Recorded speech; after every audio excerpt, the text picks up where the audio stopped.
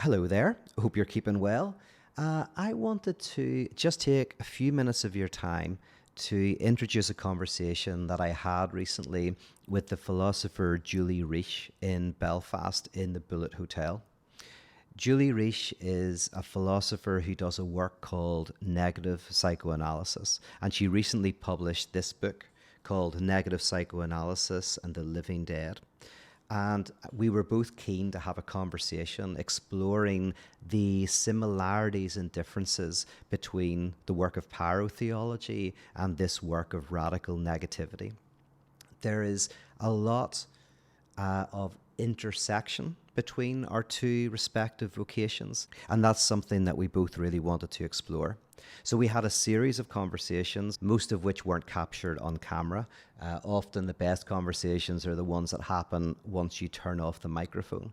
But we did capture one conversation, and I want to share that with you. But before I do, I thought it would be good to maybe talk a little bit about Julie's work and my interest in it. Maybe talk a little bit about where I think parotheology intersects with her thinking, and then you can watch the conversation. So I guess you could contextualize Julie's work as a type of radical critique of positive psychology. And we can think of positive psychology as an umbrella term that describes any form of psychology or medicalization that sees at the core of our being some sort of non-traumatized subject. There is a type of wholeness and completeness that maybe was in the past that we can get in the future. Now, this covers a lot of different disciplines. Positive psychology would cover things like ego psychology, object relations, depth psychology, analytic psychology, psychiatry, CBT, NLP, even popular versions of manifesting and the secret, etc., right? Anything that helps you move from A to B. A is your place of alienation where you feel unhappy, and B is something that you want to get to fulfill your longing and your yearning. And in contrast to positive psychology, you have drive theory. And drive theory relates to the idea that actually at the core of our subjectivity, and if you push it far enough, right, into philosophy, which both Julie and I are very interested in, this extends into reality itself. But at the core of our subjectivity and at the core of reality is a type of asymmetry, a type of lack or contradiction. That reality is divided and we are divided. And there is no way to overcome that division without overcoming life itself. Now, famously, this was an insight of Freud in 1920. So pre-1920, Freud could be seen as a psychotherapist, right? A therapist of sorts. He wanted to help people get better.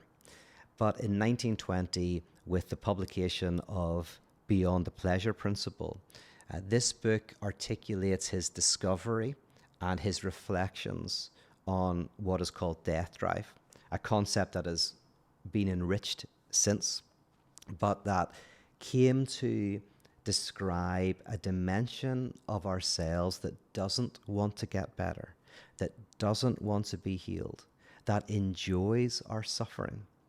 And this is really interesting because pre-1920, Freud was largely, like most thinkers today, and everyone who kind of is covered by positive psychology, the human being is an egotistical creature, a utilitarian creature, wanting to maximize their pleasure and minimize their pain. There is a certain utility to being human, and we want to extend our lives and make our lives better. And that can often mean making the lives of those around us better. You know, we're communal beings, but ultimately we want what is best. Even in our personal lives, we want relationships that are good. We want work that is fulfilling. We want to give ourselves to projects that we believe in. Right? And of course, consciously that resonates with us all because that seems so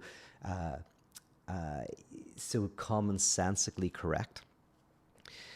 But then Freud, as I said, discovered this notion of trauma as a repetition of something destructive, that there's a self sabotaging dimension of human being where we seem to want the worst for ourselves, where we repeat bad things, where we don't want to write the book that we want to write, that we continually have writer's block as soon as we start to write it, that somehow we are wanting not the best for ourselves, but sometimes the worst for ourselves. And this is manifested in our relationships and in the work that we give ourselves to, in the ways that we trip ourselves up.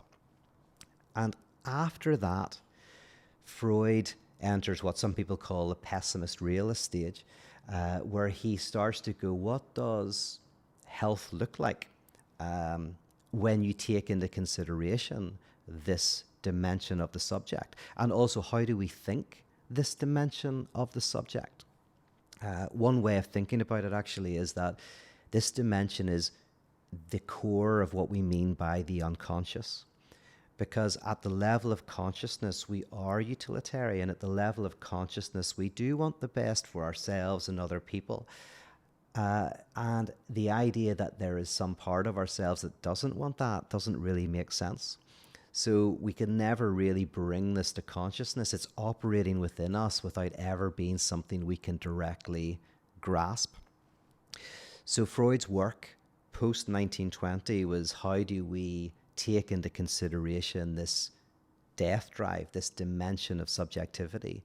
And this leads to the idea that there is no non-traumatized subject. There is no subject that has not been touched by catastrophe, the catastrophe of life itself. That there is something about being a subject that means you have passed through the crucible of death and continue to experience that death in a living way. One of the ways that Julie describes life is a constellation of death. And it's a very beautiful way of describing potentially life, in that a constellation is a shape, a pattern that stars make.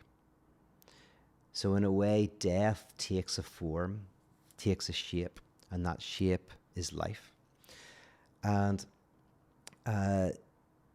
Julie's work is an exploration of that notion that death is not something that lies ahead of us just, or a nothingness that lies in our past, but that this death is in a sense a part of who we are, even if we don't directly confront it. Now, Julie's work looks at the darkest dimension of this and uses the example of people who are irredeemably traumatized, people who have diseases and traumas that they cannot get past, where you say, oh, you can manifest your destiny, you can change your life, you can have something that is better, right? Which is fine to say to somebody who's in their 20s or 30s and is healthy, but much more difficult to say to somebody who has lost their entire family in a war, or who has very severe mental or physical handicaps, or is undergoing the destructive disintegration of their brain through something like Alzheimer's. What do you do then? And a lot of Julie's work is about saying that, in a way, there is nothing you can do. That what perhaps we can give ourselves to is the creation of spaces where we sit with this negativity. I was thinking about Jean Vanier and his work with the L'Arche community, where these communities were set up, where people with very severe physical and mental disabilities lived together with people who didn't have those disabilities. But it wasn't hierarchical. These communities are where we live together. You bear witness to life in that traumatic dimension, not with any goal, but somehow there is something powerful that results from that. Now, Julie is very careful to not try to turn this radical negativity into something positive. Right? I'll talk about that in a second, right? Because what she and I agree on very much is that there is all ideology and all politics is kind of trying to get you from A to B. Now, there's not anything wrong with that as such, right? But you're always kind of going from one place to another. What would it look like for a place in which you don't have to move from A to B? You simply are. You simply encounter yourself and you realize that A does not equal A. Now, to put that in theological language and in the kind of the language of parotheology, I would say that this is grace, a community or a communion. We both like the word communion because a community is a group of people gathered together around shared positivity, right? A shared enemy, a shared set of beliefs, shared identity, shared goals, right? So community is, by definition, positivity, right? Or attempts positivity. Communion is a group who are gathered together around a shared loss, right? So theologically, communion is a remembrance of the death of God. It's almost like a type of funeral. It's a symbolization of the death of God, which can be seen as a way of describing the lack that is within the absolute itself. So a communion is not where we're all share same belief or identity or look, but where we realize that each one of us is riven with lack, that there is a type of nothingness that joins us, that we have nothing in common. So this notion of communion, there's theological dimension to that, is a space of grace. And by grace, I mean it's as the opposite of ideology and the opposite of self-help, the opposite of positive psychology, because all of those are bringing you from A to B. Grace is where you don't have to go from A to B. You don't have to do anything. In grace, you accept that you're accepted and you're able to just be with yourself and encounter yourself, which means encountering that dimension of yourself in which you're divided, in which you are hysterical, or in which you are not one with yourself. Right? So that's radical grace. You don't go from A to B, you stay at A and you encounter that and realize that A is full of holes, it's full of contradiction, it's full of asymmetry and antagonism. And again, to put another theological term on this, then it's an acceptance of original sin, meaning original lack, which I don't think any confessional theology has really done justice to, because all confessional theology falls under positive psychology in that it postulates that there was an original fullness, then a lack, and then a return to fullness. So original sin, meaning original lack, is not really original. When Matthew Fox talks about original blessing, that isn't just his kind of mystical kind of thought. There is a sense in which original blessing is found even in the most radical forms of confessional theology. But to take seriously original sin as an originary lack that does not have a fullness before it is a way of realizing that we must come to terms with this dimension of ourselves rather than try to overcome it. That none of us are normal, none of us are non-traumatized, that even when life is going well, as I say, there is a trauma, not just that happens to us in our lives. Some people who have gone through wars, people who have gone through breakups, gone through illness, gone through the loss of people they love. Those traumas are all around us and within us. But also there is a trauma of being a desiring subject, of being a subject of language, of being a person. And that involves this embrace of this original lack. And then another piece of theological language that I say, this is not what Julie's talking about, this is me kind of expressing some of her ideas in a language that I know, is the forgiveness of sin, which is the forgiveness of lack. A way of understanding that is confessional religion and also positive psychology kind of pays sin, right? So the payment of debt, which means if you owe money, that is a nothing, that is something. If you have no money, that's a nothing. But if you owe money, that is a nothing, that is something that will give you anxiety. You will have health issues. People will be writing to you. You'll be panicky about what you owe, right? So debt is a nothing, it is something that makes a demand on you that devastates your life potentially. Now, to pay a debt means that somebody comes and they take money and they fill that nothing with something, with money. But to forgive a debt doesn't mean you pay it. To forgive a debt means you render the nothing nothing. So in the year of Jubilee, there was this idea that of the forgiveness of debt every 50 years. Debts would be forgiven. They wouldn't be paid. They would be forgiven. So what I think Julie's work is about, in a sense, is the forgiveness of sin. It is a way of encountering this nothing, but robbing it of its sting through the experience of grace, gathering together in communion, acknowledging our original sin.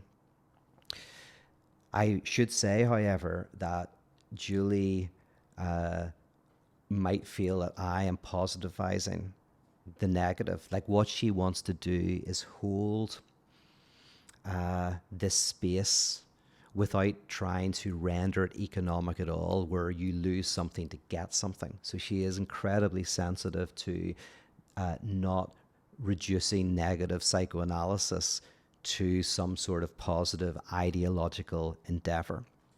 And that's what I find so fascinating about this book and purifying about this book. So I found this to be a type of purifying fire for me that helped me question myself as to whether I am, in my work of parotheology, whether I still have the specter of this non-traumatized kind of notion of wholeness that is so easy for us to fall back into. But I would say that I think there is a difference between moving from A to B and acknowledging that A does not equal A. Something that Julie and I talked about outside of this conversation was how AA can be a place in which people gather together around a shared loss, a shared trauma, the trauma that comes from alcohol. And I was talking with Julie about how the 12 steps of AA might actually be the least important part of it. That might be the part that draws people in, but there is this step 0. And the step 0 is just a space of grace where you say your name and you say you're an alcoholic.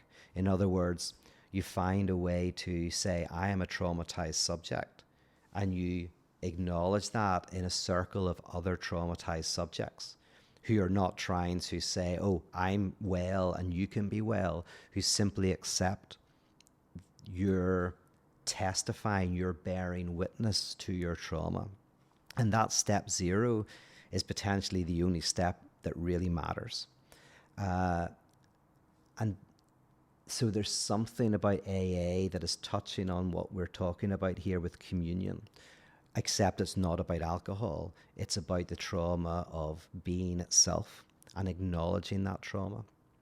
A question that came up with my friend Phil Harrison, who was there, and you'll hear in a minute, is he said, well, what if, it sounds like you can't make a distinction between whether you want to take drugs or see your children more.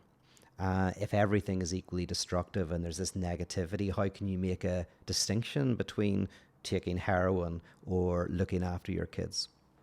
And Julie's answer was kind of, yeah, there's no difference, right? But a way to understand that answer is to maybe think that in life we do need advice and we need help and we make those kinds of judgments.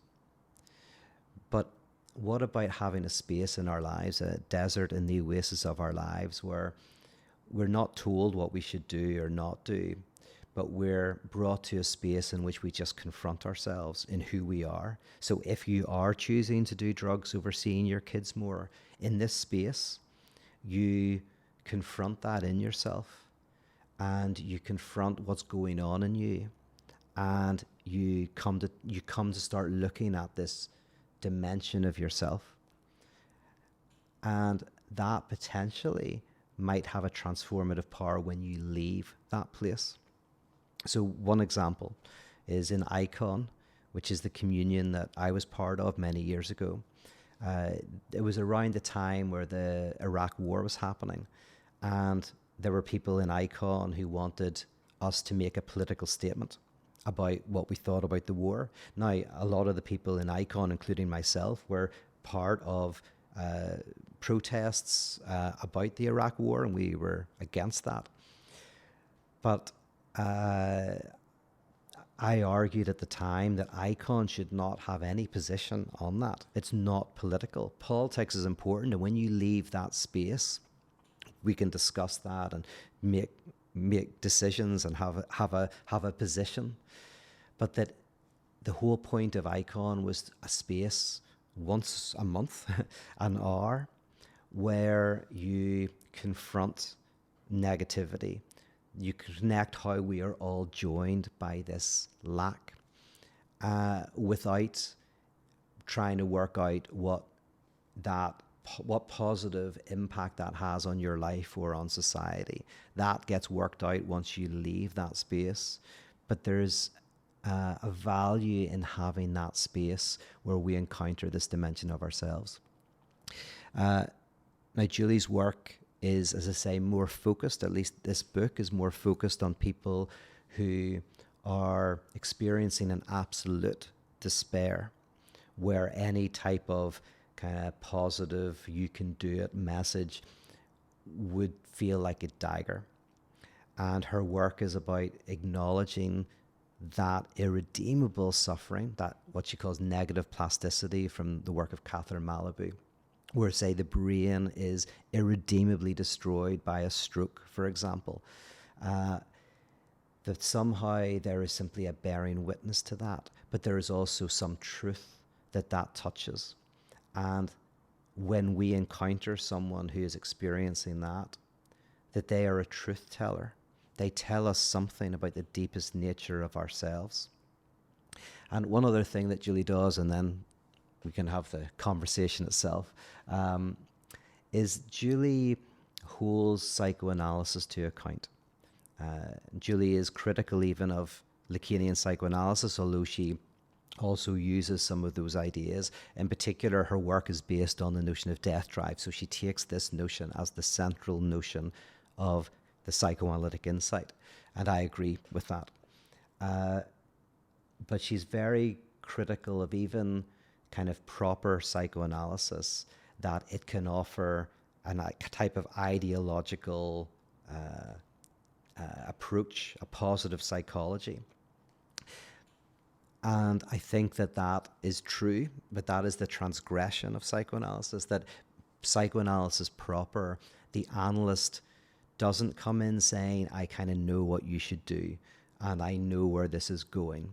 The analyst at their best provides a space in which you develop a curiosity with your own unconscious, and neither you nor they know where that's going to end up.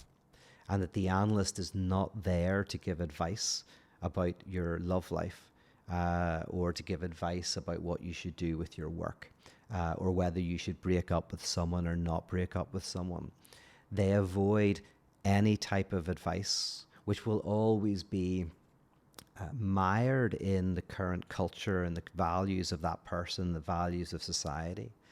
But rather they punctuate your discourse and feed it back to you, helping you encounter yourself and your own division and your own ambivalence and your own struggles and doubt and complexity, in a way that might lead to a lightening of the suffering. So hopefully you'll enjoy this conversation, and I think it's going to be the first of a number of conversations that I have with Julie Reshe, and I'm looking to do a book study on her work in the near future, at least on a couple of chapters, just so that we can kind of really interrogate it a little bit more. So enjoy the conversation. Thanks for listening. Bye-bye. I probably wanted to talk today a little bit about the similarity between religion and psychotherapy, continuity between them, considering that before therapeutic society, and therapeutic society is considered, or therapeutic culture is considered to be present condition of society. That is when we are psychologized, when we use psychological terms to analyze ourselves, to analyze relationship. This is how our common sense work. If you try to think about yourself, about your relationship, you automatically think about them in psychological terms. Like we perceive it as a true matter, psychological discourse. And normally, psychological culture is seen conventionally as a break from religious culture, when the dominating perspective, the perspective that used to dominate, was perspective of religion or Christian perspective. That was a common sense of before. And Peter would claim, for example, that, and this is true, that Freud, who is the one who initiated psychologization, who started talking therapy, to talk with people, this is what we do. Now we talk to psychotherapists. Freud is the one who started, and Freud was psychoanalysis as the first type of the talking cure, appears as on one hand as a response to a feeling of death of God, inability to relate to the religious discourse anymore. But on the other hand, I would see continuity between religious discourse and current psychotherapeutic discourse. And the continuity can be seen in the function of salvation. And Freud is known for criticizing religion, right? He criticizes religion as maybe infantile fantasy. And he comprehends his psychoanalysis that he offers as not a substitution, but this breakthrough from religious perspective, of the perspective of the fantasies that religion would offer. But at the same time, Freud, for example, in his correspondence to Oscar Pfister, who is Protestant minister, they would look for ways how to combine psychoanalytic practice and practice of what Oscar Pfister did, being minister. So he would claim that they have similar, in some way, similar goals in their practices of what they do. And Freud would claim that his original version of psychoanalysis was something different from priests on one hand, but on the other hand, he was trying to protect it from doctors. And this is where he fails, because, especially with doctors, because now, medicalization is also one of the dominating perspectives that dominate current society. And psychotherapy is seen as it's the part of medicalized discourse. So he was trying to protect it from both, but at the same time, he would call psychoanalysis in his correspondence, he would call it a cure of the soul, which is not doctors and not priests. But it's still, the thing for me is that it's still, from some perspective, it's still a function of salvation. And when before the salvation was a salvation of a soul, now we see the salvation in the life after this earthly life. Now we see the salvation, the substitution that comes to substitute a Christian perspective. We at least aim for salvation in this life in a form of well-being, right? And this is how we, when we consult psychotherapists, this is what we're looking for, to find the salvation, to build the successful life or well-being in some form. And my problem, so there is this continuity between religion and psychotherapy. We're not that different. But at the same time, there is rupture between them, but it's still, one can find a continuity. And this is the continuity. So I have troubles relating to both. I don't like both, or rather I have troubles relating to both, precisely because of this continuity of salvation, or at least both in their conventional form that offers salvation. And what I'm trying to do, it's not because I see myself as I see this process as progress to something beyond religion and psychoanalysis. It's rather them aging and start to be more grumpy, and I have troubles relating it to things. But at the same time, I think that this sacred heart of both the Christianity and psychoanalysis is, and I think it's everyone knows that there is no salvation. Like it's that we want, and precisely looking for salvation is a form of knowing. This despair of trying to get it, it's a form of not knowing it. So the negative psychoanalysis, so the negative practice that I'm trying to invent and failing, is the form of not relating to each other through trying to save or offering salvation, because it's a form of always manipulation, that there is someone, the Messiah, who is offering salvation, who are themselves have the despair. But relating to each other not through the offering salvation, like in a form of psychotherapy or in a religious form, but actually within the space of knowing that there is no salvation. It's like for people like me who are not able to relate to conventional form of that offers some kind of various forms of salvation, in a space of knowing that there is no salvation. The way Peter would call it is the salvation from salvation, something like it.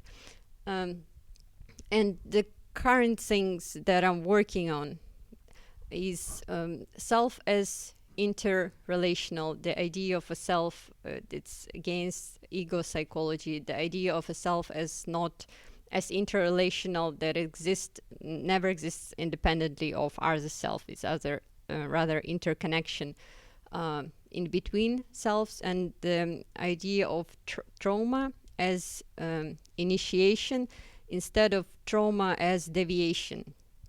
And it has to do a little bit with depressive realism perspective that comprehends depression, feeling of despair as not deviation, not inadequate state, not inadequate comprehension of reality, but actually adequate comprehension of reality. Because in conventional psychotherapeutic discourse, which is positively oriented, trauma or depression would be seen as conditions that require cure and as inadequate comprehension of reality. And people basically who are associated with trauma, who are traumatized, would be seen as, well, inadequate, right? Inadequately comprehending reality. And what interests me is rather seeing them as adequately comprehending reality. Is actually a trauma as initiation, or trauma knowledge as actually the horror of encountering the absence of salvation, like the life is meaningless, like encountering the horror of existence. Even losing words in this process is, in a way, not being able to speak about certain experience. I would see as certain type of knowledge. And also therapy, another concept, is a therapy as communion. And it has to do with what Peter, the way you distinguish between community and communion, whether when the community is gathering of people who share certain identities, who share something. It might be identity, it might be enemy, or anything. But communion, on the other hand, is when people, what connects them, what brings them together is the fact that they share what I would call nothing, or the death of God, the loss. So through sharing nothing, and this kind of therapy as not cure, not looking for salvation, but connecting on the different level of the absence of salvation, of sharing nothing. That's it. Great. Do you want to ask any questions before we kick in? Actually, that all made quite a lot of sense. I mean, I think. I suppose maybe the only thing I would just the question that I have, I guess, is community an end point? Well, not an end point, but a goal for you in your work? Are you interested in like what you've talked about, and I found it interesting that you ended on a community of people who, if I'm following this right, which is quite possible that I didn't, but like, you know, in the same way that Pete talks about that community in terms of bringing together people who have embraced this lack or whatever. Are you seeking to? Do you see as an end point that community for your work as well? The communion. I don't have a goal of my work. Yeah. Okay. Sorry. That's the important thing. So basically, because when you have a goal, and it's problematic not to have a goal, by the way, but when you have a goal, it presupposes the improvement. You can have point A, and then you move to point B, and you have a goal, which means there's going to be improvement or something going to be created at the end. And this is not the dimension where I'm operating. I used to, maybe. But now I'm just exploring something else that is not improving the world or trying to make a world better place. Like existing in within the space of disillusionment, which is hard to be practical. Like it's not actually practical when you do, and that's the problem with negative practice. When practice presupposes that you have motivation because you will have improvement as a result of this practice. And what if we are all, for example, so depressed, and we are getting depressed and disillusioned in the world? Nothing makes sense anymore. No matter what we do, it just gets worse. Like we solve one problem and multiple other problems arrive, even worse ones than before. In this space where we don't believe that any action will improve anything. So rather this dimension. And I'm not sure, I don't want anything anymore, to be honest. I think there's a real continuity in what you're doing and what I'm trying to do. And one of the ways I describe self-help is exactly what you said. Self-help is how to get from A to B. That's, the core of all self-help is you're at A, you don't want to be at A, you want to be at B. How do you get from A to B? And you're critiquing this kind of notion. Now, what do you think of the idea? Because what I see, I think you're offering something in an alternative to that. And for me to put Christian language on it is, I think what you're talking about is what's called grace, which is not you're moving from A to B, but you're realizing that A does not equal A. And whenever you say A does not equal A, that means that you are not yourself. So like one example is imposter syndrome. Like for neurotics who feel I'm a teacher but I'm not really a teacher, or I'm in love but I'm not really in love, or that kind of sense in which you experience your own self-division and your own self-question and your own doubts. You're providing a space, instead of going like you have to move from A to B, it's like just be, just accept your own dividedness, your own incompleteness. But then, and the thing that you want to resist saying, I think, but is it there's something transformative about that letting go of the frenetic pursuit of completeness. Like there's something that seems very beneficial about that move. But do you feel a certain resistance to even saying it like that? Yeah. Yes. Yeah. Well, it's interesting with instead of moving from point A to point B, just experiencing maybe a contradiction. Mm-hmm. And this I would agree with, like endless contradiction. And with the life and death, we were discussing it before, there is this contradiction that when both approaching death and being alive, they both exist they don't coincide with each other. There is no way to bring those together. But at the same time, this is how existence goes on, through the contradiction of life and death, when it's both at the same time living and dying. So there's this contradiction. Maybe I'm trying also to find a way to exist within it, to withstand it, to find ways to feel it, but at the same time, it's also necessary to escape from it. And saying that it brings transformation, I would resist it because it's still, it brings something. And I'm wondering, transformation presupposes that it's improvement. So I would say it's at the same transformation and failing to transform. Yes. And it's a really difficult paradox, because if you say to someone you have to lose your life in order to find it, as soon as you say, oh, so in order to find my life, I have to lose it, suddenly it's economic. It's an economic thing. You're going like, okay, I'm going to lose my life to find it. In a sense, you've just got to lose your life.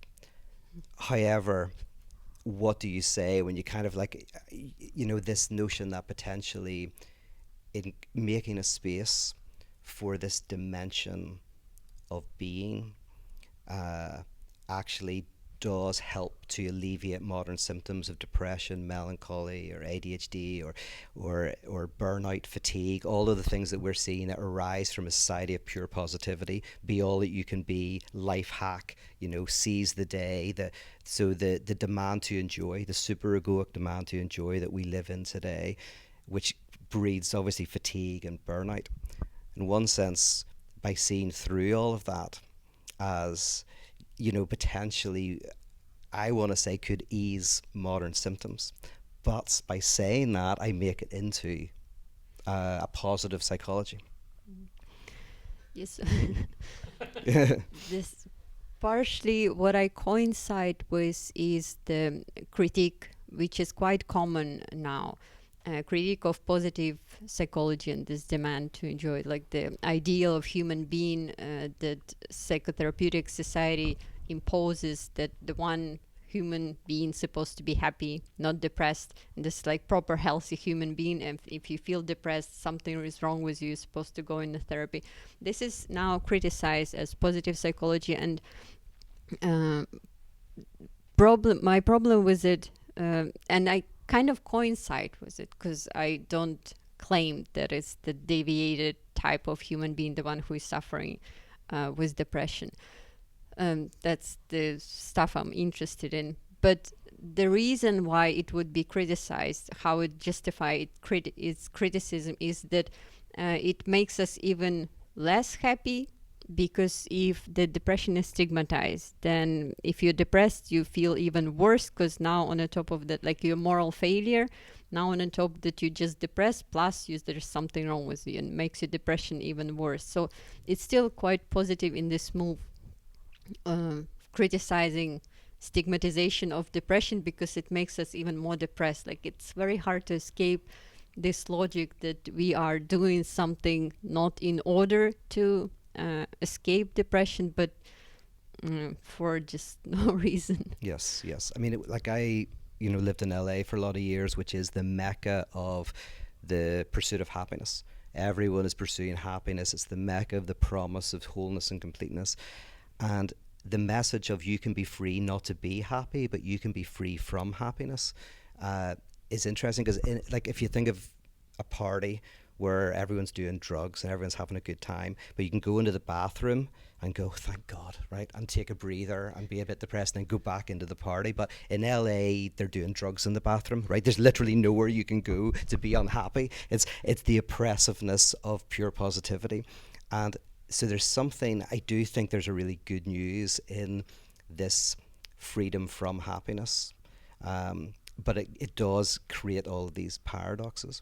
Just to give a bit of clarification as well, it's like when we talk about positive psychology, there's most psychotherapy, cognitive behavioral therapy, ego psychology, object relation psychology, you find in all of these, to a certain extent, the idea that Julie looks at in her book and explores is a post-traumatic subject, also a pre-traumatic subject. That it's almost like a religious thing of there's a blessing, there's an original wholeness, then there's a fall where maybe your parents give you some sort of trauma, and through analysis you can find a way to overcome that trauma and connect with other people in a healthy way. So that kind of religious narrative of blessing, fall, and redemption is mirrored in lots of therapeutic practices, ego psychology as well. So what we're talking about here is at first quite counterintuitive. It's you start with a fall, life is a trauma. We are all, like, in other words, you may be afraid of death, but actually you already have died. There's something about being born as a subject that is a fundamental loss. There is an original sin, original loss. Then we fantasize that there was a original blessing, a wholeness, and then we long for getting that back. And that's kind of what your work is, I think, fundamentally critiquing, is that three-tier structure, with the idea of there is a fundamental catastrophe that is existence. As Julie says in her book, that life is a constellation of death. The constellation is a shape of stars that, you maybe see a bear or something like that. And life is one of the shapes of death, that they're intertwined, and you can't get away from that. It's just different perspective. First, it's also attitude, because I'm not saying, some people might claim that I do, but I don't. I'm not saying how human beings supposed to be. And it's like, I don't know. But I would maybe criticize or question, at least, the current understanding of a human being, the common one, that is the untraumatized one, and see the different alternative version, not claiming that it's better, because it's not.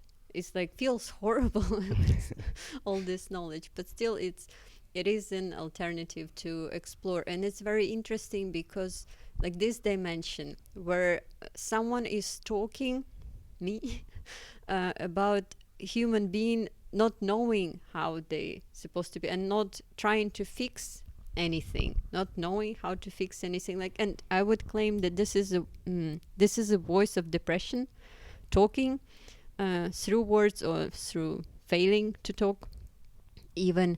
And voice of depression is something that we avoid to be heard. Like, it doesn't have a voice. Whenever someone claims that they are depressed, within the psychotherapeutic discourse and in common sense existence, we would think that they're not talking. It's theirs when they're too sad to be adequate, kind of. They're not. We should not listen to them, to what they say. Life is meaningless. I don't want to exist anymore. It doesn't make sense. It won't get better, and it's seen as a symptom to cure.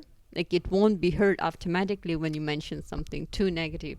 It won't be heard. And I wanted to create space of just exploring what is there, what one can tell us. And people with trauma is even worse. Like, there is, if you have post-traumatic syndrome, it means that you need to get rid of it. Like, whatever thinking thoughts come into your mind, like, it's not you.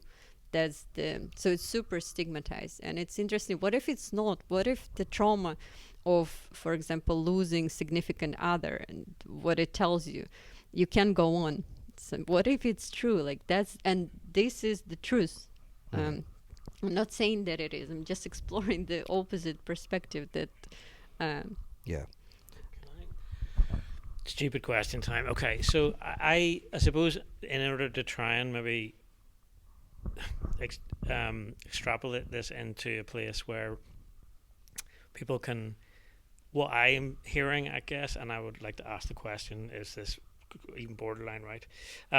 Like, I think about it in terms of, like, if we were going to talk about your motivation, I've just heard a little bit of it now in terms of, like, I think about it like trying to move the needle, like, in a sense, because you feel like the capitalist, I would look at it through the lens of capitalism in a sense, in terms of, quantifying everything, and everything having to be, left brain X plus Y equals Z, everything being very logical, like religion and the salvation arc that you talked about. So in a sense, is it maybe easier to understand what you're trying, your motivation in that, through that lens, in terms of, like, just pushing people? And this is what, again, I think philosophy should do, or is make people go to dark places so that, they can understand a spectrum of ideas, as opposed to just, like, settling and not thinking about these things? Or is that part of your motivation anyway? Or you said you're exploring these ideas, which is why I'm sort of saying, like, I think that's like that's what people like. That's what thinkers do, right? They go and explore these little ideas so that people who have jobs don't have to, right? um, Yeah, maybe. Well, it's not motivation. It's just some form. It's not even interest to explore it, and I'm not forcing anyone to explore it. On the contrary, I would be really like careful with bringing people here in the dark place. But on the other hand, I'm just saying what I'm saying. Stupid things, but and whoever can relate to it, they would, if they need someone to in the dark place waiting for them. So they're not alone if they ended up in a dark place instead of escaping. If they want to wander around, they're not alone. Well, they are alone, but Yeah. They're not at the alone in same being time. alone, or we're all alone in being alone. Yeah. I mean, this is where, I'm going to put this, a more positive bent on it, but push back against that as well. But, a lot of depression, you could say, is connected to a fantasy of completeness. So depression comes along because you broke up with a person and you think, I'll never be happy again. And so the depression is actually very connected to this fantasy of getting to a place of wholeness. And even if you think that I'll never get that in reality, you have possible worlds in your head where you could have been happy, where things could have been different. And in a way, if you can turn disillusionment up to 11, right? So not only disillusionment in your current life, go like, I'm never going to be happy in this life, but also there was no life that I could have got rid of my longing and dissatisfaction, because that's part of what it is to be human. Again, there seems to be an effect that is interesting from that very insight. And now here's the thing and I Todd McGowan, who's a thinker we both respect and like, I like in the book, you go, McGowan talks about enjoyment. I'm going to avoid talking about enjoyment, but I'm going to bring enjoyment in. Very briefly, psychoanalysis, you could say, has three notions of desire. This is very helpful, I think, at times. They're all interconnected, but if you want to separate them, you can talk about demand, desire, and drive. And if you kind of want to know what demand is, it's like an infant makes a demand, cries, wants food or wants warmth, right? So it's almost like an instinctual demand. And we often think that that's what desire is. You want something like a cup of coffee, right?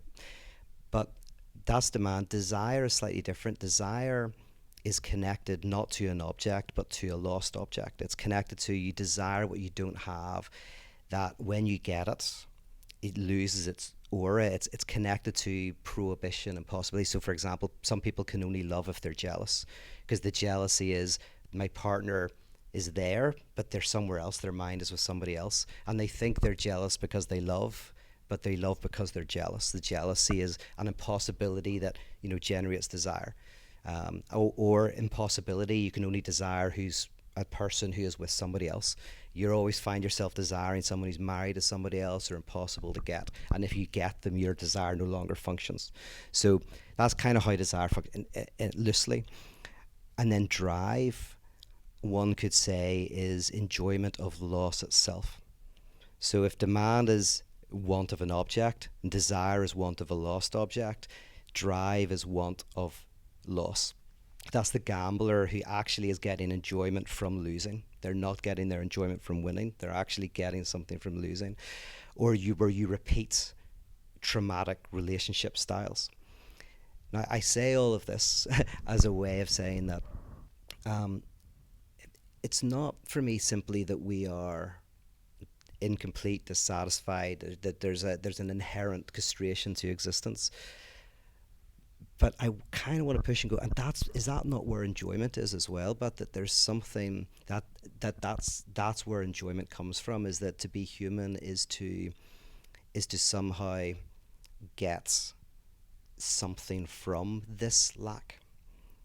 And we suffer it, but we also enjoy it. Obviously, jouissance is a term which means pleasurable suffering. So I'm saying all of this to go, this is not as depressing as it might sound. What do you think? Yeah, but you know that I wouldn't use term enjoyment, which is a problem maybe because it's one of the main term in psychoanalysis, in Lacanian psychoanalysis, and pleasure in Freudian psychoanalysis. What I do, it's my innovation. I just don't use it because I don't like it, and there is the certain value in just simply avoiding and trimming psychoanalysis from this perspective, because I claim that once we bring enjoyment into discussion, there is something that we're missing. And for example, it was problem that was criticized with like with victims of abuse or something like it. If you cannot discuss enjoyment when you talk about them, because it's like really not cool first. But it's also maybe in general talking about human being, not only people who are suffering, like for talking about those who suffer from trauma. We feel that something wrong adding this into discussion enjoyment. We maybe want to, because it's hard to tolerate reality that they're representing. There's something, it's like their fault. We're not fully seeing the suffering that they represent because it's unbearable. And therefore we want to add enjoyment, like, but maybe you need to suffer maybe to feel enjoyment. Like we want to add enjoyment to it, and what I'm doing, I'm not adding it. Like they don't, even if they like, it's not my business, you know. It's to fully recognize and to what they represent is to not to admix, like avoid talking about pleasure here. And this is not about those people, but maybe about subject in general.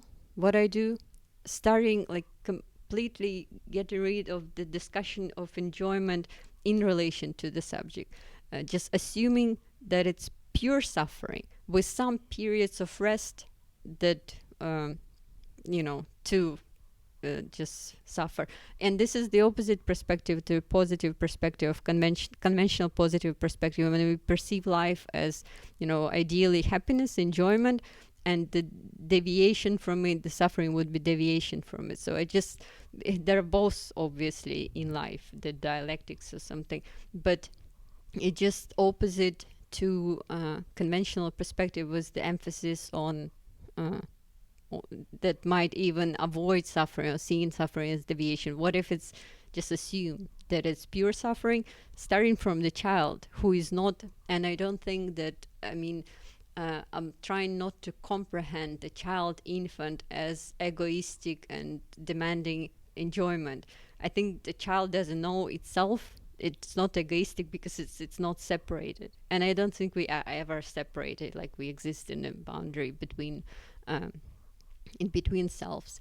But so for Freud, child was egoistic, in search of pleasure and using manipulating mother, and this is how we more or less conventionally think about the subject and the infant. But what if it's just suffering, not separated, doesn't know what it wants, just cries? Like there is no, and we think that we can help by, for example, breastfeeding infant and they feel enjoyment. But what if you just shut them with your breast and you cannot hear them for a little while? They're suffering, and that's all. You don't have you don't have pleasure here. That's just the whole story. I'm not saying that it is. It's just my Yeah. point. Yes. No. Yeah. I know. No, yes. Yeah. Yeah. Yeah. I'll let you take that one. Oh yeah. Great. Well, no. And that's what I love about how you're describing. It's going like, this is something you're exploring. This is like a question. It's like, so whenever I was talking with you last night, the first thought I had of what does this look like in practice is, and unfortunately I looked this guy up because I mentioned his name to you, Jean Vanier, who was a philosopher who gave up philosophy and set up these communities called l'Arche communities, and they're all around 37 countries around the world. Unfortunately, there's a few sexual abuse allegations against him at the moment. I didn't realize when I looked him up today, so ignoring that, he just died a few years ago. But the large communities were communities where people with very serious mental and physical disabilities lived alongside people without, and it wasn't hierarchical. in a way, obviously the people who were able-bodied were helping, but it was they were living together, and there was this mutuality of bearing witness to each other, and there's no sense in which when you can say to someone who is incredibly physically and mentally disabled, oh, just manifest, and the secret, and you can, you can fulfill your dreams. I mean, it suddenly becomes offensive, that kind of positive language, but all you can do in a sense is somehow bear witness to that. Is that a kind of like a practice? Is that a way that this might look in practice, like a negative psychoanalysis? So there's no positivity, no healing. There is a living with. Yeah. So what I think is that we are already, and the paradox of trying to invent negative practice, at the same time it already exists and there is nothing else. Like we are all crippled, hiding it maybe, but somehow existing with each other. So it's kind of, the world is this place already. And maybe before and there's the problem with depressive realism, this perspective of depression as more adequate perception with reality, is feeling superior because you are, as generally people who are pessimistic, they would feel superior to those who are optimistic. And I had something like it, this is I'm exposing a truth. I know the truth now. But now I don't, I think it's just both the negativity and the positive culture, and this negativity, just both pathetic ways to just deal with it. So I think it's like the world is like that already. So I'm not sure what I'm doing. Yes. Yeah. So is there, I mean, again, it's amazing, you make me look like I'm Mr. Happy, right? And I take a philosophy of kind of embracing this fundamental lack. But is there a sense in which you could say, or how do you feel about like that, even this encounter with a type of truth? Because in a sense, you're making a truth claim of sorts. There's a claim that there's a fundamental asymmetry to reality, exhibited in your book, you talk in evolution, but exhibited also in quantum mechanics, in also mathematics, and in completeness. And there's like, so this asymmetry, this antagonism is riven throughout everything. In fact, that's why anything exists, and we are part of that. And so potentially experiencing that truth, at the very least, potentially is a good. I mean, I'm trying to think. I'm going to keep wanting to say that there's something potentially I would say emancipatory about your work, because it emancipates from the frenetic pursuit. You mentioned capitalism. Like, so capitalism is interesting because in one sense we think it's at the level of demand. There's certain objects that we want and we go for, but it functions at the level of desire. What capitalism is in its technical term is, Marx called it the move from CMC to MCM. So CMC means you have a commodity. C stands for commodity. I make a widget, and then I sell that widget to make money. And then I take that money and I buy another commodity, right? So that's, we all understand that. But if there's a slight shift where you go to, then you have money to then invest in commodities to make more money. Your enjoyment is now on the abstract increase of capital, which begins to become divorced from objects. And if you've ever done cryptocurrency, you know this, where you start to just get obsessed with the abstract increase, and it's all, they always laugh at people who are dying as millionaires, Bitcoin millionaires, who are lying on homeless on the street, because their desire is on the abstract accumulation of capital. So in a way, your work is a counter to that, or is an exposure of that fantasy, which potentially has political connotations. Yeah, in a way, maybe, but capitalism is also good in being wasteful. They still require, it needs waste to build, to make profit out of it.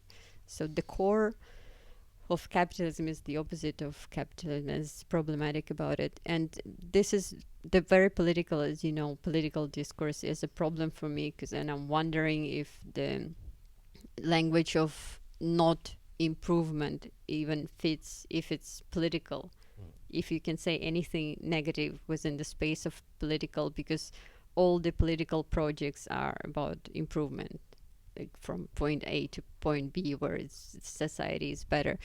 So it is, it's hard to say if this is political. And I'm wondering, again, maybe the difference here is similar to difference of communion and community. Is communion still community? It's like similar in asking, is this negative is political? It's still at the core of human bond, even political bond, but it's the negative core.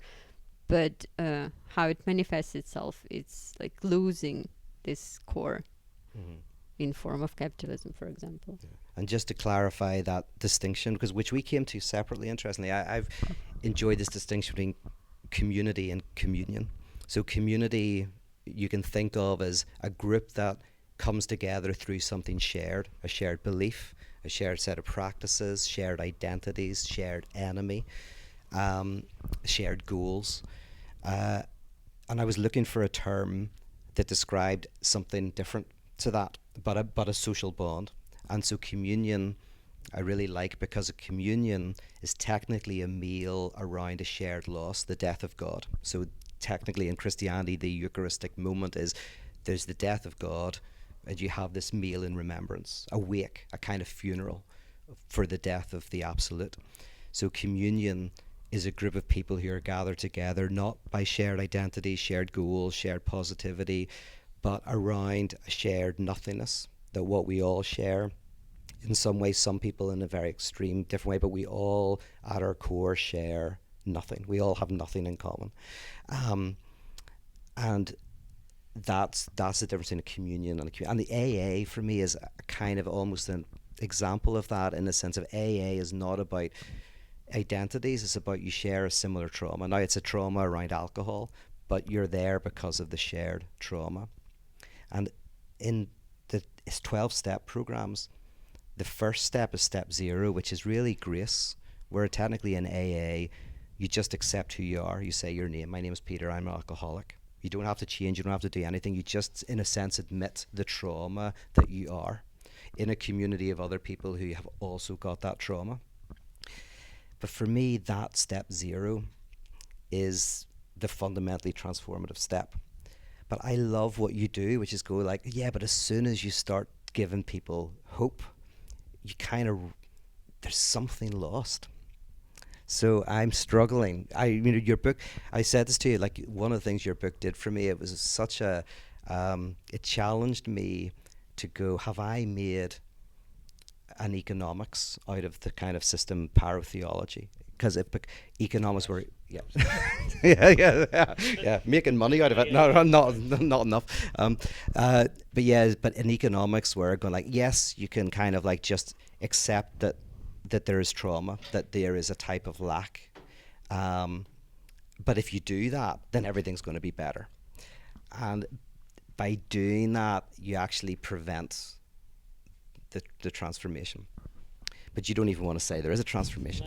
I mean, so I just want to try and like I suppose that a lot of the lens for this has been around psychoanalysis.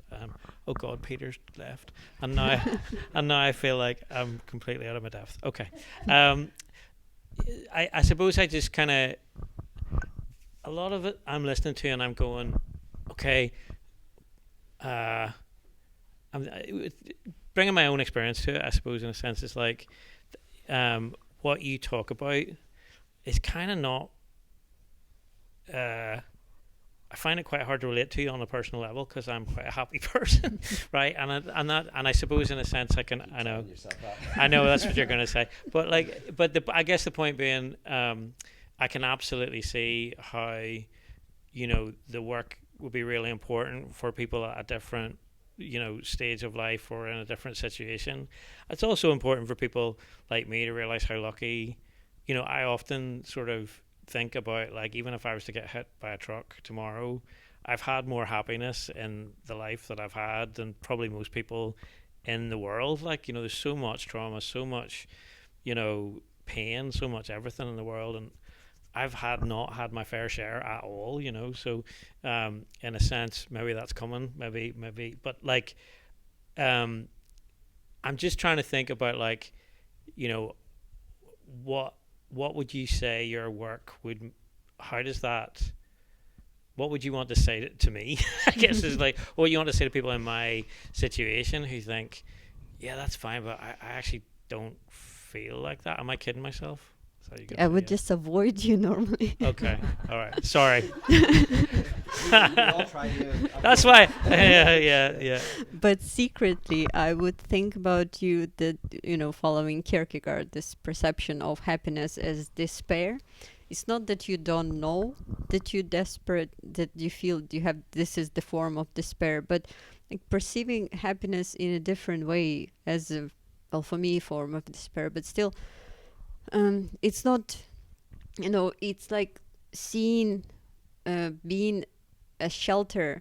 You still know the difference of other people, you're still encountering it, and it's like you are protected maybe from it, but it's still, you understand what it means. There are other suffer, and that's the problematic with working with individuals. Like the world is enclosed within the individual in conventional comprehension in psychotherapy. It's like this is the human with their self, and ideally they're supposed to be happy. Like that's what the product's supposed to be. But it's larger than that, and it's not. And again, this point A, where someone might be not happy enough to be considered healthy, and point B will bring them to the state of happiness, and yay, that's the healthy subject now. But the thing, the trauma knowledge, what it exposes in a way is it's the whole thing crumbles as self as separate. The time that flows from point A to point B was possible improvement. It's more like and it's the illusion is that trauma will be healed, that there is post-traumatic state when you undergo psychotherapy and there is no trauma anymore, you're not traumatized. Like within what trauma signifies is you encounter something unbearable which reveals to you at the same time that these things are possible in the world. It always stays with you, even if you feel happy after it. It's happy, you feel happy as it's a miracle. So it's still, it's like it's not really happiness. It is happiness, but you're blessed. But it's also it includes this kind of happiness knowledge of that something happened with you in the past, like trauma, something happened with other people, and it will never get better because it existed in the future. Like, and we all have this encounter in our lives, personal lives, this thing that we are not able to go on with, even in the loss of someone. It will never get better and this is the truth of trauma. At some point, the pain never goes away. It just always stays. And it's the happiness comes as a miracle after it. It's like miracle, the contradiction. It's not the state where you healed, you feel happy. It still includes it. It can be seen as a moment of rest. Plus, it always happened in the past. It's going to be always there forever. And it means also what trauma reveals to you, that it happened to people, similar thing in the past too, and it will always stay there in a past, in someone else's past, and it will never and it's happening in the world, even if you just know that now, that this thing happening in the world to other people, and it's always there in their past. And even if you're personally happy, that somewhere in the world this is happening, and this is like trauma knowledge for me. It reveals this whole, the time collapses, and of course you want to escape in the illusion that personality might be healed from trauma. But trauma is so much more.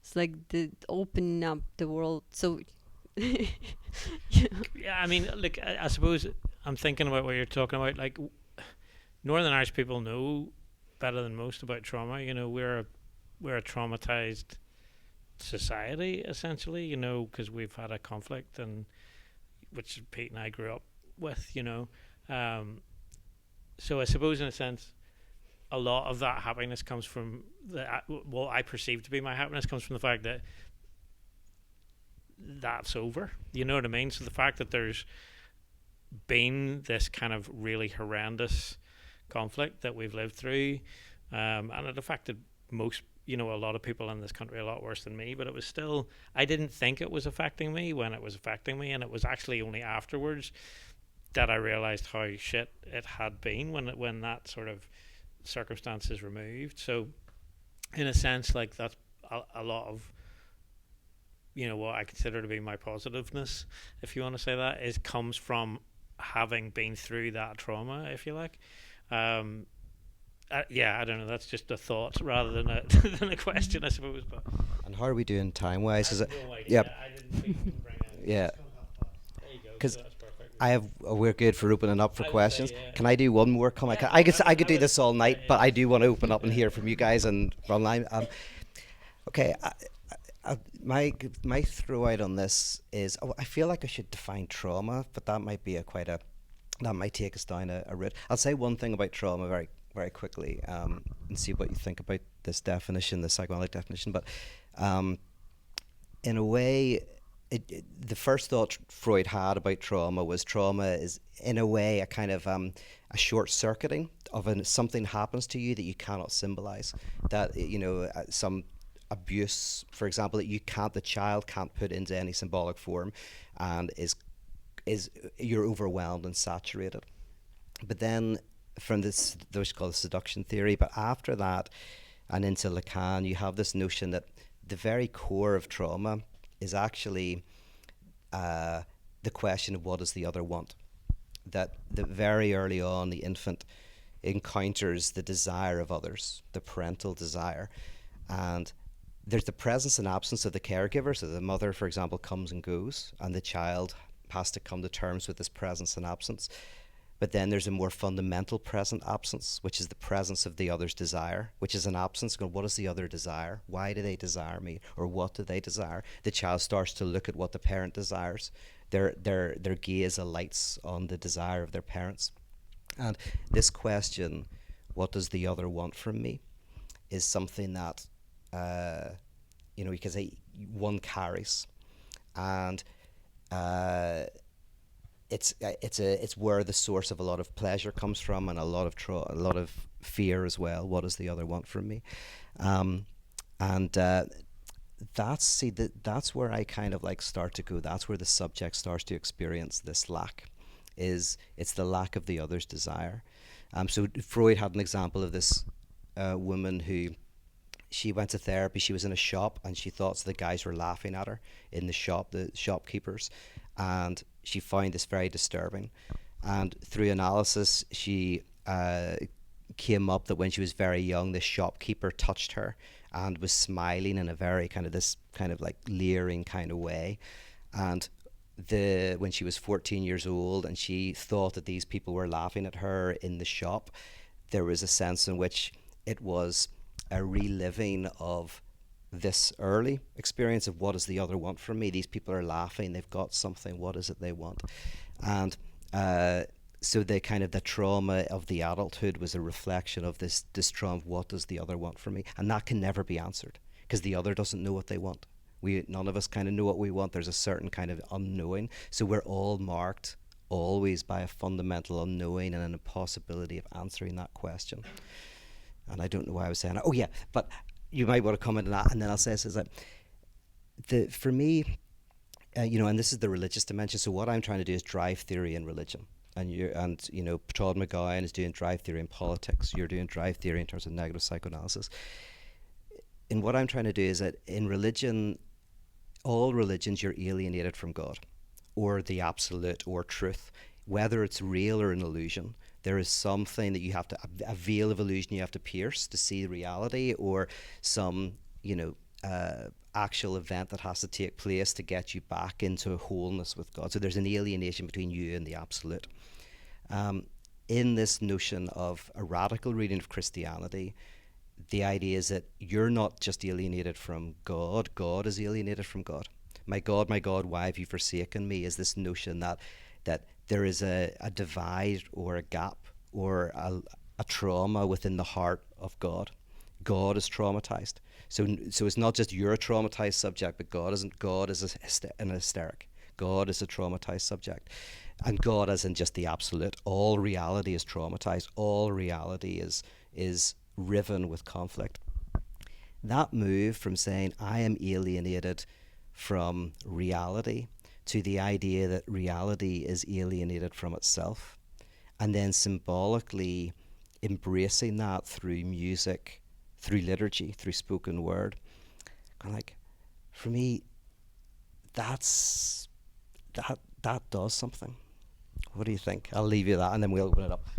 Yeah, I would define trauma just in more simple way, just the rapture in non-coincidence. So maybe secondly, the real was you encountering trauma of existence, this non-coincidence, and which might be seen as the heart of existence. One might call it God, but you can also call it rapture.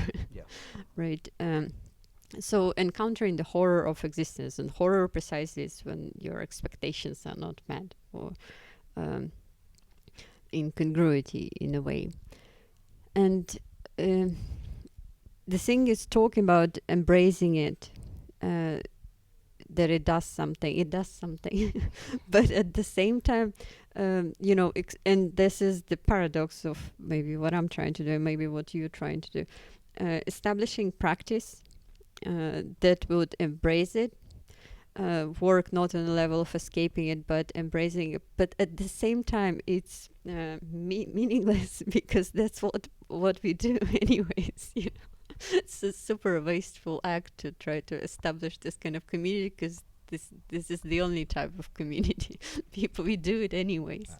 And maybe it's a cool thing to just do it, even though it's already there. It's like meaningless act of trying to do something that there is no point doing. Anybody here, first start, want to jump in with a thought, a comment, question? And Tom, we can look to you. Is there stuff online? So John had a question. It's quite long, but I'll read it. I know John. Yeah, John's a smart guy. Yeah, So, was not Freud already a nihilist and a cynic? Barring ego psychology, is psychoanalysis actually about salvation, or is it already about forging a modus vivendi with the cruelty of existence? He goes on to say, without solving existential questions, as someone who has suffered from severe depression at times, surely it is better not to suffer from such negative emotions. Is the opposite really salvation? Yeah, we can say that both religion and psychoanalysis are cynical, because they never get what they offer. They never get you to salvation. And in Freud case, it's like the beyond cynical, the way he was suffering with depression all his life. We couldn't cure himself from depression, though charging a lot of money. Kind of not promising salvation explicitly, but people were hoping, and he was exploiting these hopes, even though you're not giving it, but you're still exploiting the hope for the cure. So it is cynical, but maybe I'm looking for other way of being cynical, like actually offering nothing, still demanding to be paid. But at least I'm honest. I'm not exploiting I'm trying not to. because it's good news. I mean, like I've said, What is good news? I think it's good news that you can't be happy and that life is suffering. I think that's brilliant news. And I think it's bad news to say life is wonderful and you can be whole and complete. Like, that's good news. It's actually bad news. But I think, the idea that we can be alone together, that we have nothing in common, that nothing is the eternal, and that as you touch the nothing, you touch the eternal. I think that's good news. But I also I do love that because I think that in order to kind of get to the other side, you have to believe there is no other side. But I don't know. So I'm caught in this thing. I mean, Freud, famously, he was a therapist really until 1920, where he published a book, Beyond the Pleasure Principle, and that's where he kind of discovers or uncovers the death drive to some extent. And you mentioned actually there's a woman who wrote about the death drive before that. He footnotes, what was her name? Sabina Spierain. Yeah, who I've only heard the name of. I want to read her article. But that was when Freud basically became a slightly pessimist, because that's where he was like, oh, there's some dimension of us that doesn't want to be healed. And then after that, there has been attempt with Freud and then post-Freudians to either deny drive, which is one of the ways, or try to go, well, what does a therapy look like that takes seriously drive? I'm a bit more optimistic about psychoanalysis potentially, but what unifies us potentially is you're doing, like, turning analysis against therapy, and I'm turning religion against salvation. And that's where I think there's an interesting continuity. They already know it from the title of the... Yes, that's right. Yeah. So the next one's from Catherine, and it says, I feel like I'm bombarded from every direction, not with Peter's demand to enjoy, but with the opposite demand to give up perfection, give up trying, give up perfect happiness. But this feels just as empty to me. Why? I come on the back of that as well. Like, the thing that I don't really believe in what you're saying, I don't really believe you, because I don't think you think that no thing is better than another thing. So you say there's no value in going to try to get from A to B. There's no point. But I don't believe you. I don't think you live your life that way. I don't think anybody lives their life that way. Because I think, even as Adam said, in the Troubles, I think it is better that we don't live in the Troubles. We're not all saved. It's not all perfect. We're not all fixed. I 100% am behind you there. But the idea that no thing is better than any other thing is absurd. And you've made no evidence to suggest that would be the case. You're just making as a claim, but I don't think it's true. I don't even think you think it's true. So I'm just intrigued by this. The one phrase you said I thought was fascinating was, horror is when your expectations aren't met. And I don't think that is horror. I think when your expectations met is an opening to a relationship. So when the child, as Pete said, recognises the disjuncture in desire, that is the point at which the child becomes subject to some degree, and therefore can begin to have a relationship. In fact, has to have a relationship. Otherwise, life is truly, as you say, just suffering, and everything else is the illusion. Happiness is the illusion. But I don't think that's horror. I think it's the opening to a relationship. So I think you're making a claim that is not actually true, and upon you're building that very interesting philosophy. But that seems to be the disjuncture of Pete's, where I agree with you that there is no happiness and no salvation, but I don't agree with you that nothing is better than anything else. That is the end of politics, it is the end of ethics, and I think it's the end of relationship. Yeah, it's even worse than that, this contradiction, because partially, like, it's two dimensions. One, which I think is the core dimension, and they get in touch occasionally. And instead of perceiving it as a deviation, the dimension of depression, like what you feel when you're depressed, that it's not getting better. There is no difference. Like, it's all only horror. That's what depression opened up, this dimension. And I think that this dimension is basic, just as hypothesis. But of course, there is other dimension in which I'm functioning even now. The fact that I'm talking about something, like the very speech it brings me to, like there's a sentence, and some of them are make sense, So it's, and the fact that I'm physically here, I traveled from point A to point B, C, D to get there. Three trains, here, I think, is it? Like there is hypocrisy in this, like, non-coincidence between me traveling here to tell you something and me claiming that life is horror. Doesn't make sense, because there are no words there to, and it is. Why do you claim life is horror? Because I want to give voice to this other dimension, explore it instead of simply escaping it, like not seeing it, not giving voice to it. But it doesn't make sense that much, because it's the voice of it. It's not words. It's like rather failure to talk, to communicate. So I'm failing. I mean, one of the ways that Todd McGowan does it, and which and be interested in how much you go with this, but Todd, he basically says that at a conscious level, we are utilitarian. So our consciousness is, we want to maximize pleasure, minimize pain, get utility, whatever. And the unconscious is the logic of self-sabotage. And we are the coincidence of those of those two things. And I quite like that, because I go like, but yeah, and that's why actually Todd McCowan helped me clarify in my head why, in a way, you can never make the unconscious conscious. If Todd McGowan's right on that, then you can never make the unconscious conscious, because we can never consciously act against our own self-interest, even in masochism or whatever. It's to do with pleasure. That in one sense there is a logic going on within us that is always going on behind our back, but our consciousness is always, wanting to maximize pleasure, minimize pain, to have utility, and that's where I kind of see the two as really intertwined. You have to kind of try to do justice to both, but I also really respect how you kind of go, right, I want to go as deep into the abject as possible without this kind of utility. Yeah, I would question this. And in a way, this solves the problem. Like, there is unconscious there, the real thing, and it's self-sabotaging. It's the horror repetition of the same. And there is the conscious level, this subject wants pleasure and improvement.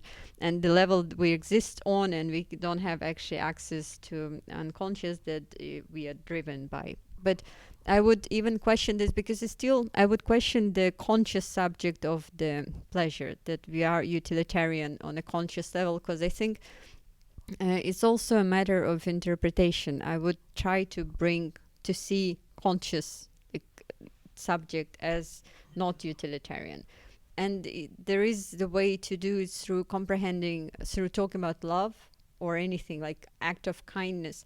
And utilitarian perspective would comprehend any altruistic behavior. We do it because it brings us happiness, because it brings us pleasure. It's not, but there is also other thing that is self-destructive. You sacrifice yourself to other, and you dissolve as a self into other. It's not because it gives you pleasure. It might, but it's not the thing. But so the example, say, the gambler consciously thinks that they want the money, they want to win. So I would say that's the consciousness, but unconsciously it's the losing that they're driven by. So but in that analogy, what do you think of that analogy? Because at the conscious level, the gambler does think that or the person who keeps on sabotaging their relationships, and they think they want the person, but actually what they want is the ongoing failure. But let's say at a conscious level, if you ask them, they go, no, I want everything to be great. I don't know why I keep flying off the handle. I don't enjoy that. But is that... Yeah, there's the problem with psychoanalytic position of an analyst for me is that, like, they know, unlike the subject, they know the truth, and the subject is kind of stupid, and they don't know, but we know. I think that subject knows, like, there is something else, maybe some kind of form of knowledge that they won't express, but I would just suggest that they know.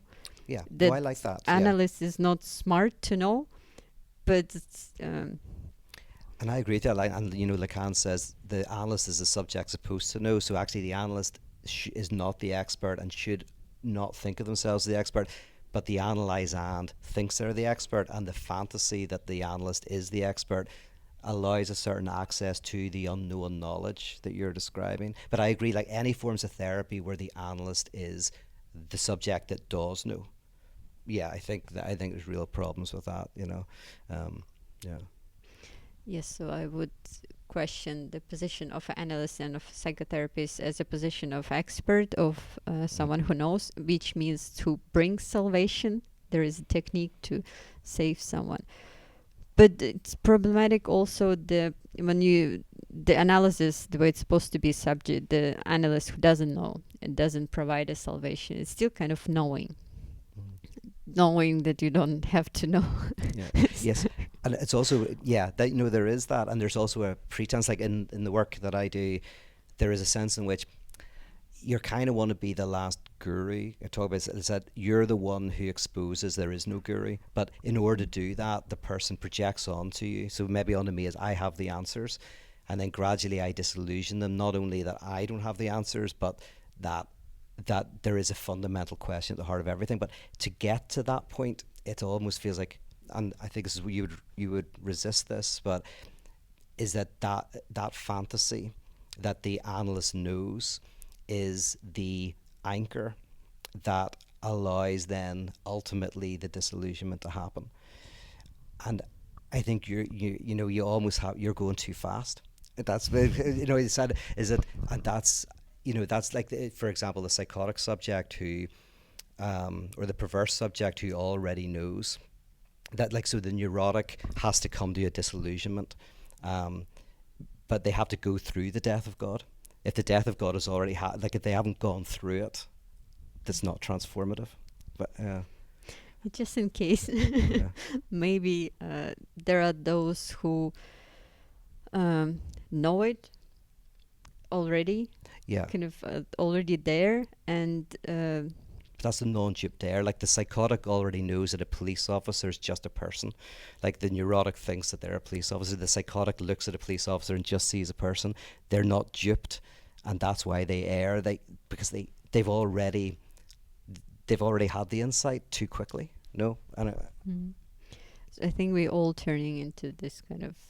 It's impossible. So before, a position of Messiah was possible because there was idea of salvation and one bringing or is the mediator of salvation. Now there is at least what is left is the one who helps with the loss of salvation, like the analyst. Takes away what remains from the illusion of salvation. At least you're doing this, but it's still position of Messiah, like last Messiah. You take away the very possibility of the position of bringing salvation, and then after there's nothing to do really. Okay, we all know there is no salvation. There is no one who take this illusion away from. And my question is what to do or not what to do, but like that's the situation, let's imagine. And the position of an analyst, even in this form, is impossible. Even being last Messiah who takes away knowledge and helps through, brings a cure through not bringing salvation. What if even this doesn't make sense anymore? But I don't, sorry, to go back to that, I don't understand where to not have salvation is one thing, but that does not mean there's no improvement. The drug addict who can never overcome their original trauma, but they perhaps can stop using drugs and see their kids more. So, like the lady's question was, like, actually she's not being bombarded with enjoy yourself. She's been like, she would like to hear a few more messages saying try a bit harder, life might get better. Like, why is that? I don't understand this idea that if there is no salvation, then there can be no improvement. Like, is there something, are you both saying that in the fact that the universe is fundamentally contradictory and against itself means that the only truth is suffering? Because that feels to me to elevate the position of the tragic. That the universe is self-contradictory could be seen as either, God is dead and there's no meaning, isn't that terrible? Or God is dead and there's no meaning, isn't that hilarious? There's two positions you could take on that. One is tragic, one is comic. The tragic maybe forecloses everything else and means life is suffering, but the comic opens up all possibilities. Can I throw just one of the questions on the back of that, which is sort of related? So somebody's just said very simply, how does Julie understand realities such as awe and compassion? So kind of the more positive aspects that you experience of life kind of ties in with that. Why you think that seeing your children is better than doing drugs. How children are better than drugs. That's a good question, but if you haven't got a difference between those, then I don't think you have a very much to say to most people. Like, I don't think you help most people. I don't think there's any project here that you have of value to people if you can't see a difference between doing drugs and seeing your No, children. I see the other one as improvement, to be honest. But it's just to show how like it's relevant position again in one of the dimensions when we have common agreement that seeing your children is better than doing drugs. When you depress, it's like doesn't matter really. There is some dimension where it's you can question it. It's not there is nothing no knowledge, no objective improvement to hold on to where to progress. And life at the same time is approaching your death, and at the same time being alive. So actually no improvement is possible in some way, because you still, wherever you go, either you see your kids more or you do drugs, it's just the same result, the failure. Life is project that is going to fail. Something like this. So there is this dimension. What? Only if the project is to stay alive forever. Yeah. So why is death so bad? No, it's not. It's good. Interestingly, within Lacanian analysis, if I'm going like I'm doing drugs and I should not see my kids enough, the analyst, a good analyst, actually refuses to give the advice, even of like see your kids more or whatever. Like, and partly the reason for that is that one is it's not prescriptive. As it's performatively not prescriptive. So of course it's better, or whatever, but performatively not descriptive. Which kind of helps, because society does change in terms of its views on lots of things over time, and whenever you have a cultural view, even if it's but any cultural view you have, you can become a foot soldier of the current ideology or whatever. But what psychoanalysis does is it kind of gets you to see where your enjoyment of drugs is, and it kind of helps you interrogate. So when I did analysis and I was looking for advice off the analyst, and I was a couple of times going, just come on, just give me advice on this very practical thing. I know you're not supposed to, but just please. And then they would go, have you had any dreams recently? Go, for fuck's sake. But the example because I'm with you, the example, and you might be critical of this, but of how I think grace works in a productive way is that with self-help, you go, right, you want to go from A to B. So the example of a writer, you're a writer, you've got writer's block, but you want to write a book, but you never can. In analysis, instead of giving you advice of how to write books, you can get advice of write 500 words a day, or it's super easy advice. They don't give you advice because you're not taking it, right? But they go, what are you enjoying about not writing? What are you getting out of the writer's block? Is there something there? And you start to analyze your motive, whatever. And in a nutshell, you could say that if, for example, you think writing is going to fix your life, then not getting that goal allows you to keep that fantasy alive. In my reading of what you're doing is, the more you realize that writing the book is not going to really do anything cosmically amazing, and so you actually give up the writing of the book and just kind of like work that through, I would say that actually makes you more likely to write the book. That our failures to do something can often be caught up with, we're getting enjoyment from not doing something. So They Live's a really good example of this, where the aliens are among us and all this ideology is in these posters. So we see the posters of, you want to go to Jamaica, you want to go buy stuff, you want to have a great time. Behind the posters it says consume, sleep more, obey authority. And so kind of this ideology is constantly kind of keeping us asleep, keeping us going. And the idea is, when you put the glasses on and you see the ideology, you see the enjoyment you're getting from not having it, you're getting something from consuming, from sleeping more, from questioning. You just see your enjoyment. That in and of itself, I think, can be productive. That's how I would kind of go with the answer. But you kind of want to say there's no production. Well, I would... yeah, it's problematic for me. I don't use for it enjoyment, so it's it cannot offer any think what we have to do in relation to it, except for just maybe offering certain way of interpretation where just avoiding not only enjoyment but also the idea of improvement. And I would see, for example, doing drugs and having kids as both just forms of suicidal behavior in different way, and your choice is from what interests me. And I'm not saying that that's the way it is, it's the adequate perception, but from my perspective that I'm representing with my existence for I don't know why, but I just would suggest this as the choice between doing drugs and having kids, is the choice of various forms of suicide, and just question the idea of improvement here for no reason, even though it's conventionally accepted that one is the form of improvement. But just seeing this dark side of both, and the choice between them is actually choice of at the end of choosing what way, how suicidal you are. Not exposing that it's actually a way of suicide, and so you can stop being suicidal. Just showing that there is no other choice between choice how to be suicidal, even if one is perceived as improvement in relation to the other. So every way of killing yourself is just the same? Ultimately, yeah, it leads to Okay. Can I have one quick question? Okay. Just over what Phil said, because you said to Julie, well, how does that help? And Julie, are you trying to help or are you not? No. No, yeah. Yeah, that's what I And there's is there one more at the back? I think we're at the limit of our time It here. just ties in with what Julie was just saying. It's just somebody has asked, is it accurate to say that negative practice is passive practice?